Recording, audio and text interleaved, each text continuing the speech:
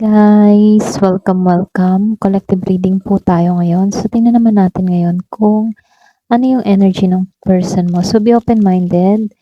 Hindi halos lahat ay makaka-resonate. At salamat ka po pala sa mga nagsusubscribe, sa mga bumabalik. Maraming salamat. Give me the message for collective. Ano yung current energy ng person mo? Give me the message for collective. Ano yung current energy ng person mo?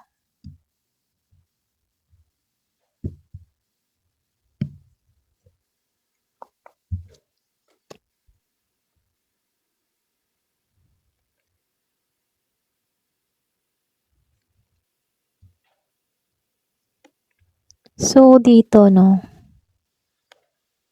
meron akong nakitang earth sign.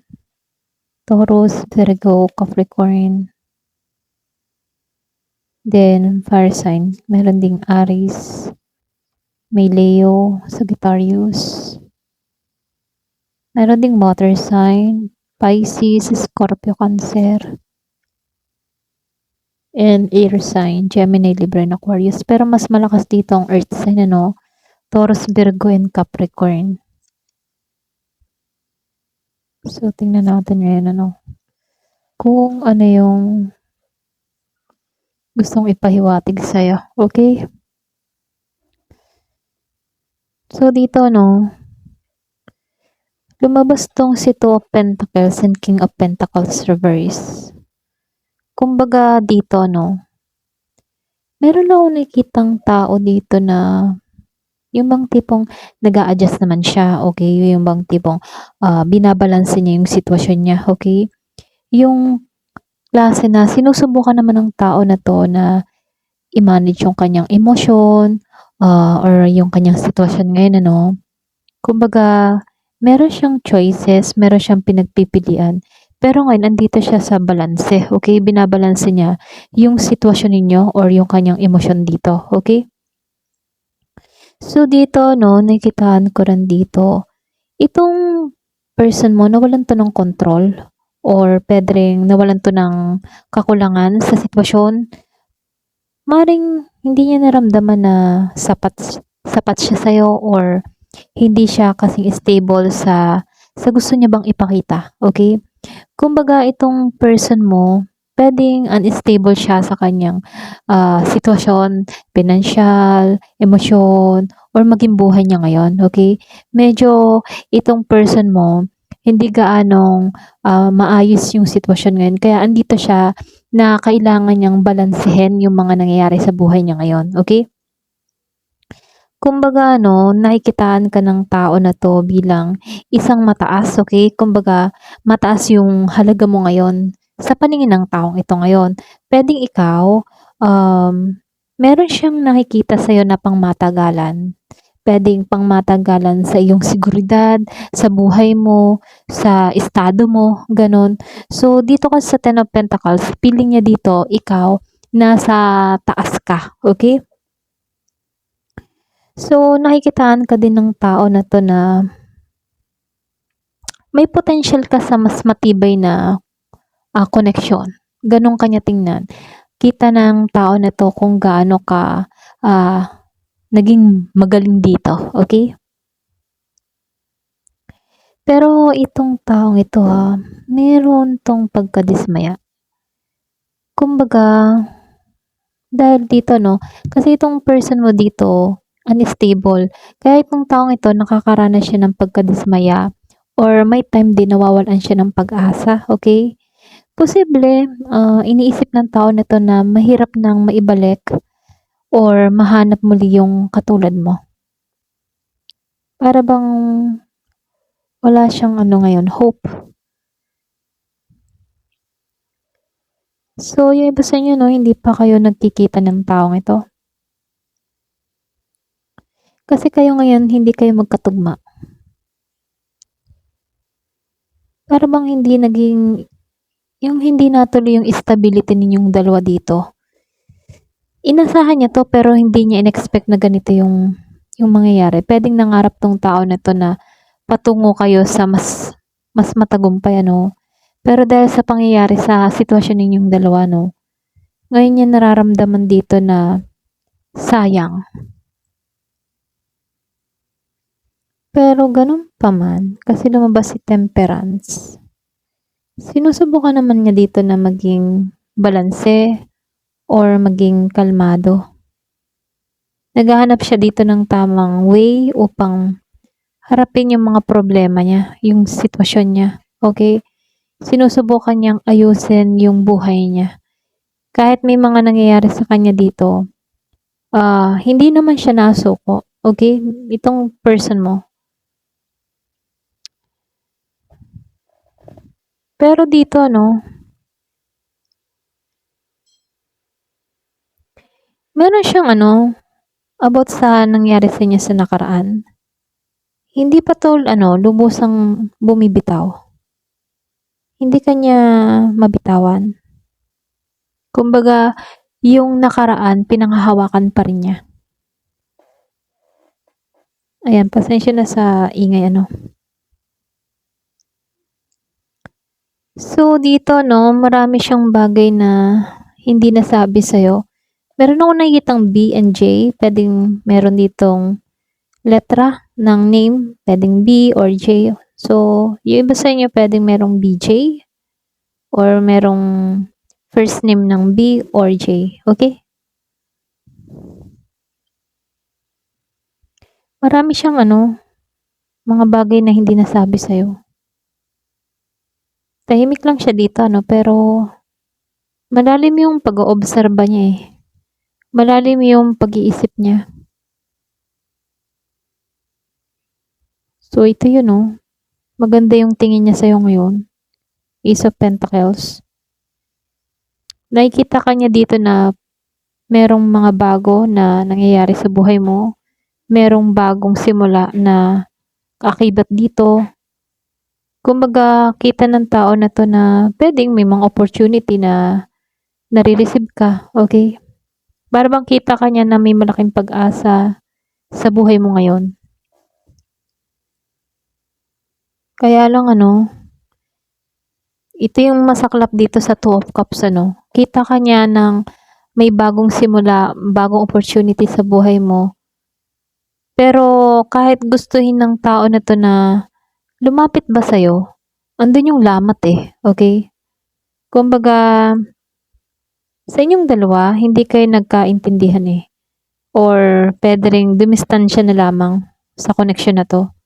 Kasi kung ano man yung naging hidwaan nyo ng tao na to, kung ano man yung naging problema, lumalabas dito na yung iba sa inyo, hindi na maibabalik yung yung dating kayo. Okay?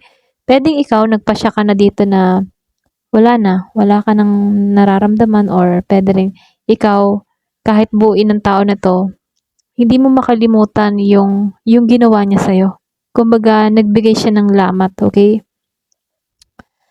So, dito, pero kahit ganun, kahit meron siyang ganong idea, lumabas si Knight of Wands, para bang yung bang tipo na kahit ganon, yung nangyayari dito, may lamat, malakas pa rin yung niya, interest sa'yo. So, ibig sabihin, pwedeng curious pa rin siya sa'yo, pwedeng tinitingnan ka pa rin niya sa social media, pwedeng inaalam pa rin kung ano yung nangyayari sa'yo, mga ganun. May time na gusto ng tao nito na kumilos patungo sa'yo. Okay? May time na ganun. Kaya lang lumabas itong si Two of Swords, reverse. So, ibig sabihin unti-unti naman na hinaharap ng tao na to yung katotohanan. Okay? Kasi meron siyang mga desisyon or pwede ring realization na hindi niya kayang iwasan. Okay? So, nakikitaan ka naman dito, meron naman pagbangon itong ginagawa tong person mo mula sa mahirap na sitwasyon. Kasi nakaramdam to ng pagkawala eh. Okay? Para bang nawala sa kanya. Pwedeng nung naghiwalay kayo, hindi siya naging mapalad or pwede rin may mga dumating sa kanya mga pagsubok, mga ganun Tapos, yung iba naman sa inyo, pwedeng kung ikaw ay nag-boom, siya ay naging dito. Para bang may mga problema siyang dumating.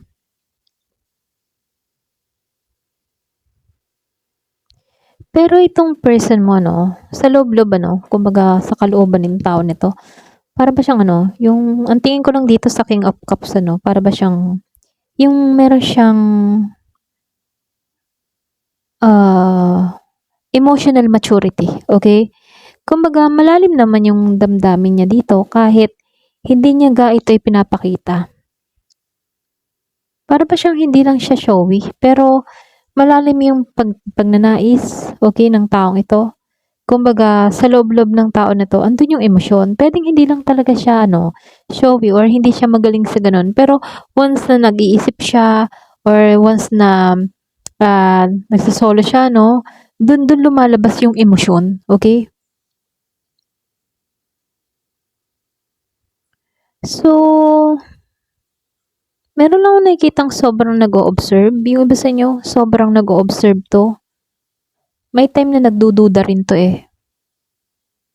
Kasi hindi kayo direkta na nagko-communicate ano? Kaya meron 'tong pag-o-observe, may pagdududa din. Pero sa huli ano, lumabas itong si Queen of Swords. Lumalabas yung energy ng ano, yung bang tipo ng katotohanan. Puwedeng nagkakaroon ng kaliwanagan or nalilinawan yung isip niya. Para bang meron siyang natutuklasan, okay? Puwedeng meron siyang natutuklasan about sa'yo. Ayan. Pero dito 'no, kasi dito sa, um, Ten of Pentacles ano, ito kasi nagpapakita ng isang tao na tila ba nakikita yung halaga mo, gano'n. Pero nahihirapan siyang balewalain ka ha, nahihirapan kang balewalain dito. Yung tipo na basta-bastang balewalin ka, nahihirapan 'to. Para bang nahihirapan siyang palitan ka, okay, sa buhay niya, gano'n. Hindi siya makahanap ng tulad mo, gano'n. Nahihirapan siya kahit baga meron siyang nami-meet na iba or meron siyang nakakasalamuha, gano'n. Puwedeng kino-compare ka sa iba, ganyan. Pero gano'n pa man ano, lumabas kasi si Two of Cups, si Four of Wands dito. Nakikita ka rin ng tao na 'to na marami kang bagay na hindi nasabi ng direkta sa kanya, yung iba sa inyo. Feeling niya meron ka ding mga nilihim or hindi rin naging buo ikaw para sa kanya. I mean ano, yung buo yung buo yung saloobin mo sa kanya. Puwedeng halimbawa may sama ng loob ka, hindi ka nag-share, okay? Puwedeng yung iba sa inyo kinimkim mo na lang yung sama ng loob mo, gano'n. Para bang naisip mo lang dito na wala rin naman mangyayari kung sasabihin ko sa taong ito, okay? So gano'n ka. Pero itong kabuuan ng card ano, para bang, nagpapakita 'to na nakita niya yung halaga mo, gano'n. Meron kasing ano, pagninilay-nilay na nangyari dito. Nagnilay-nilay 'to, okay? Hindi siya nakalimot, ito rin nakikita ko. Hindi siya nakalimot sa'yo yung tipong wala ng pakialam, ganyan. Hindi gano'n. Kasi sa pananahimik ninyong dalawa, dun siya binigyan ng oras, dun siya binigyan ng panahon para makita niya yung mga pagkakamali niya at malinawan siya sa sitwasyon na nangyari sa inyo. Okay? So, yung mahabang panahon ng pananahimik niyo sa isa't isa, no? Meron siyang na-realize, puwedeng meron siyang napagtanto or puwedeng meron siyang napanood na nakapagnilay-nilay 'tong tao na 'to sa sitwasyon ninyo, mga gano'n. Para bang natauhan din siya rito, okay? Ayun, ito lang yung nakikita ko, ayan. Thank you for watching. Love and peace.